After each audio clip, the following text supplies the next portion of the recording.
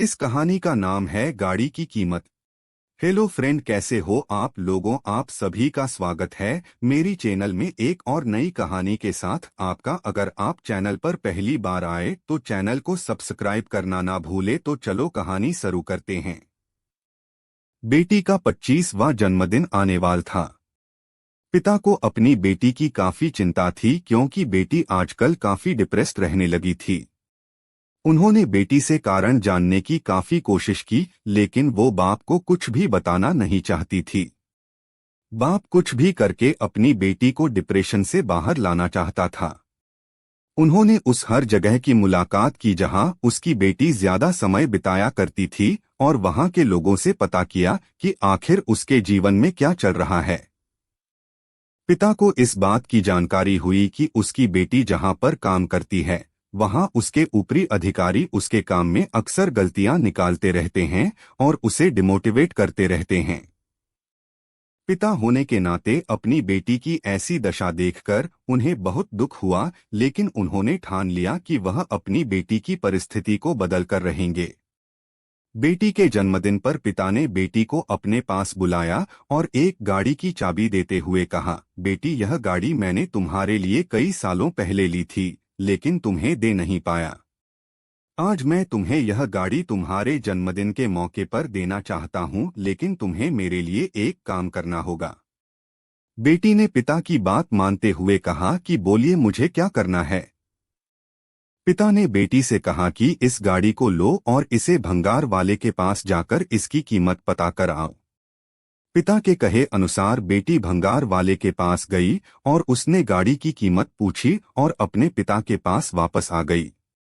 पिता के पूछने पर बेटी ने उन्हें बताया कि भंगार वाले के मुताबिक यह गाड़ी काफी पुरानी है और कई जगह से जंग खा चुकी है, इसलिए वह इसके 10,000 देगा। फिर पिता ने बेटी से कहा, अब तुम इस गाड़ी को सेकंड हैंड गाड़ी की दुकान पर लेकर जाओ और इसकी कीमत पता करके आओ। बेटी ने वैसा ही किया और वह सेकंड हैंड गाड़ियों की दुकान पर जाकर उस गाड़ी की कीमत पता करके वापस आई। बेटी ने खुश होकर पिता से कहा, दुकान के मालिक ने इस गाड़ी के बदले 1,00,000 रुपए ऑफर किए। पिता थोड़ा सा मुस्कुराए और बेटी से बोले, बहुत अच्छे। एक आखिरी बार इस गाड़ी को विंटेज गाड़ियों के क्लब में लेकर जाओ और वहां से इसकी कीमत पता करके आओ। बेटी भी अब उत्साहित थी यह जानने के लिए कि इस गाड़ी की कीमत वहां पर कितनी आकी जाएगी। कार क्लब से वापस लौटी बेटी आश्चर्यचकित थी। वह आते ही अपने पिता से बोली, पिताजी, यह कितनी अचरज की बात है कि जिस गाड़ी को भंगार वाला 10,000 का बोल रहा था, उसी गाड़ी को खरीदने के लिए कार क्लब में लोग बोलियां लगाने के लिए तैयार थे। उनके हिसाब से यह गाड़ी काफी विंटेज है और रेयर है, वह तो इसके लिए 30-40 लाख तक देने को तैयार हो गए थे। पिता ने अपनी बेटी के कंधों पर हाथ रखा और बोले, बेटी, यही सब हम मनुष्यों के साथ भी होता है। अगर हम गलत जगह पर होते हैं तो हमारी कीमत कम आकी जाती है।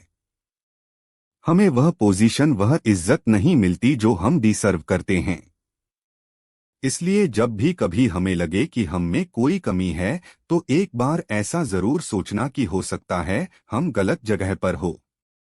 जब हमें हमारी सही जगह मिल जाती है तो हम वहां बहुत अच्छा काम कर पाते हैं और लोगों से हमें अच्छा अप्रिशिएशन भी मिलता है। बेटी को अपने पापा की बात बहुत अच्छे से समझ में आ गई। बेटी ने अपने बाप को गले से लगा लिया। उसकी आंखों में आंसू थे। वह बोली, पिताजी, आपने मेरे मन का बहुत बड़ा बोझ हल्का कर दिया, वरना मैं यही सोच सोच कर दुखी रहती थी कि मुझ में ही कुछ कमी है और मैं किसी काबिल नहीं हूँ। अगले ही दिन बेटी ने उस काम को छोड़ा और कुछ ही दिनों के बाद उसे एक अच्छा जॉब मिल गया जहां उसके काम की सराहना की जाने लगी। उस दिन के बाद बेटी ने कभी डिप्रेशन महसूस नहीं किया। अगर आपको मेरी कहानी पसंद आई है तो चैनल को सब्सक्राइब करना ना भूले और कमेंट में ज़रूर बताना कहानी कैसी। तो चलो मिलते हैं एक और नई कहानी लेकर, तब तक गुड बाय।